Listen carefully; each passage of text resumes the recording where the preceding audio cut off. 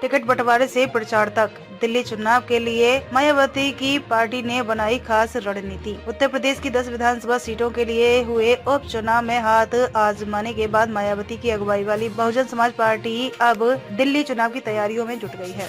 2008 के दिल्ली चुनाव में 14% वोट शेयर के साथ 2 सीटें जीतकर अपनी मौजूदगी दर्ज कराने वाली बसपा इसके बाद कभी खाता भी नहीं खोल पाई। इस बार पार्टी नई रणनीति के साथ चुनाव मैदान में उतरने को तैयार है। पार्टी प्रमुख मायावती ने दिल्ली चुनाव को लेकर खास रणनीति तैयार की है। पार्टी का जोर बड़ी रैलियों और रोड शो की जगह नुक्कड़ सभाओं और डोर टू डोर जनसंपर्क पर रहेगा। बसपा ने दिल्ली चुनाव के लिए जो रणनीति तैयार की है उसमें कैडर के साथ ही टिकट बंटवारे पर फोकस किया गया है। बसपा कैडर को एक्टिव करने के लिए पार्टी पदाधिकारियों को मैदान में उतारेगी। पार्टी की दिल्ली इकाई जगह जगह कैडर कैंप के साथ ही कार्यकर्ता सम्मेलन और बैठकों का आयोजन करेगी। मायावती का स्पष्ट निर्देश है कि दिल्ली के दलित और बहुजन समाज को बसपा के साथ लाने का प्रयास किया जाए। दिल्ली में दलित समाज की आबादी करीब 20% है और 12 सीटें इस वर्ग के लिए आरक्षित है। मायावती की नजर इस वर्ग को साधने पर है। बसपा की चुनाव रणनीति में डोर टू डोर जनसंपर्क पर फोकस की बात है।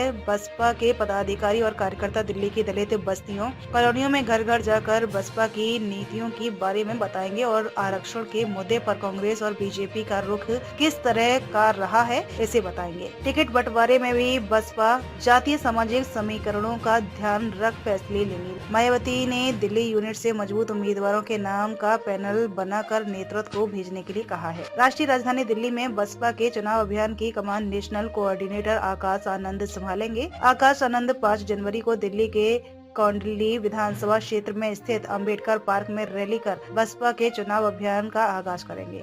आकाश आनंद दिल्ली में ताबड़तोड़ रैलियां करेंगे। मायावती के घोषित उत्तराधिकारी आकाश आनंद दिल्ली के टेस्ट में कितना सफल होते हैं ये देखना होगा।